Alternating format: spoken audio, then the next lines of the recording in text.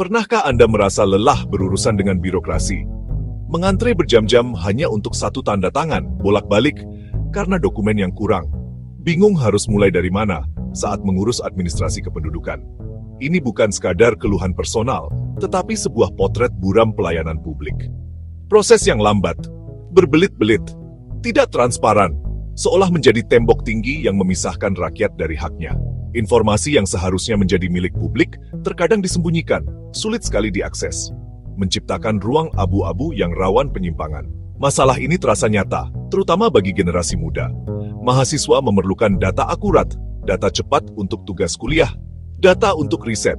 Seringkali terbentur pada data pemerintah yang tidak terbarui atau sulit ditemukan. Masyarakat dari Sabang sampai Merauke membutuhkan layanan dasar, kesehatan, pendidikan, administrasi kependudukan yang efisien. Ketika pelayanan publik terasa seperti labirin tanpa peta, rasa frustrasi pun menumpuk. Kepercayaan terhadap institusi perlahan terkikis, persoalan fundamental bagi demokrasi. Apakah kita hanya pasrah? Atau ada jalan keluar untuk meruntuhkannya? Disinilah relevansi e-government menjadi krusial. Kebutuhan mendesak untuk mentransformasi cara negara melayani rakyatnya. E-government adalah penggunaan teknologi informasi dan komunikasi oleh pemerintah untuk memberikan layanan, warga, pelaku bisnis, dan instansi lainnya. Bukan sekadar memindahkan formulir kertas ke layar. Ini transformasi fundamental cara pemerintah bekerja dan berinteraksi.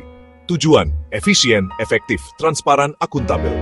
Dengan platform digital, terukur, tercatat, dapat dilacak, menutup ruang bagi praktik koruptif. Hambatan, sistem terfragmentasi, warga mengisi data sama berulang kali. Budaya tertutup dan resisten. Contoh krusial, pengadaan barang dan jasa, penerbitan izin e-government membongkar hambatan setiap langkah tercatat. Platform terintegrasi memangkas birokrasi. Contoh layanan, akta kelahiran, pajak kendaraan, izin usaha kecil, langsung dari ponsel. Pengajuan, verifikasi, persetujuan, dipantau real-time. Bukan hanya kemudahan, tetapi kepastian. Informasi terbuka memperkuat akuntabilitas. Konsep transparansi adalah amanat konstitusional. Hak warga negara untuk tahu adalah fondasi demokrasi. Di Indonesia, hak ini dijamin UU No 16 tahun 2008 tentang KIP. Setiap informasi publik bersifat terbuka dan dapat diakses, kecuali informasi yang dikecualikan. Pemerintah wajib proaktif menyediakan informasi. E-government menjadi medium paling efektif untuk memenuhi kewajiban tersebut. Dokumen perencanaan anggaran, laporan realisasi, hasil lelang, data statistik, risalah rapat penting, tersedia online, diakses siapa saja. Masyarakat, jurnalis, akademisi, mahasiswa menganalisis data untuk menilai kinerja dan identifikasi penyimpangan. Masukan berbasis bukti, bukan asumsi. Setiap rupiah dapat dilacak, setiap kebijakan ditelusuri dasarnya. Pertanggungjawaban vertikal dari pemerintah kepada rakyat. Diawasi jutaan mata, ruang untuk bertindak koruptif menyempit. Transparansi harus diimbangi perlindungan data pribadi. Sistem harus terbuka soal informasi publik sekaligus aman bagi data sensitif. Pancasila bukan sekadar teks, nilai yang harus hidup dalam praktik kerakyatan yang dipimpin oleh hikmat kebijaksanaan dalam permusyawaratan perwakilan partisipasi rakyat melalui musyawarah untuk mufakat. Dulu musyawarah identik pertemuan fisik di balai desa atau gedung dewan. Kini, e-government membuka arena baru untuk nilai luhur itu. Musyawarah berlangsung di ruang-ruang virtual, lintas batas, partisipasi publik yang lebih luas dan inklusif. Membicarakan e-government akan abstrak tanpa contoh konkret. Platform harus dirancang berpusat pada pengguna.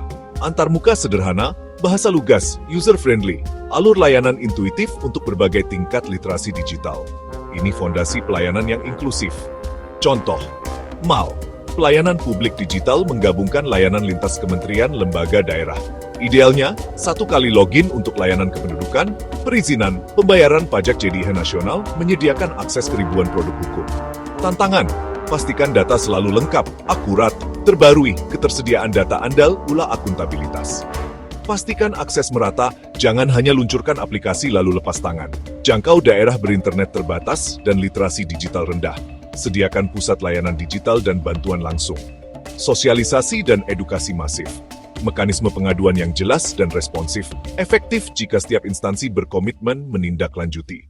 Tujuan transformasi digital, dampak positif nyata bagi masyarakat dan bangsa. Prinsip utama e-government, ketika layanan lebih cepat, mudah, pasti, masyarakat merasa dihargai. Proses berhari-hari kini selesai dalam jam atau menit. Setiap transaksi tercatat, Anggaran dipublikasikan, pengadaan diawasi publik, ruang korupsi menyempit, pungli hilang saat pembayaran non-tunai melalui sistem, proyek siluman dan pembengkakakan anggaran kian sulit. Kepercayaan publik meningkat seiring indeks e-government. Kepercayaan penting bagi stabilitas politik dan pertumbuhan ekonomi.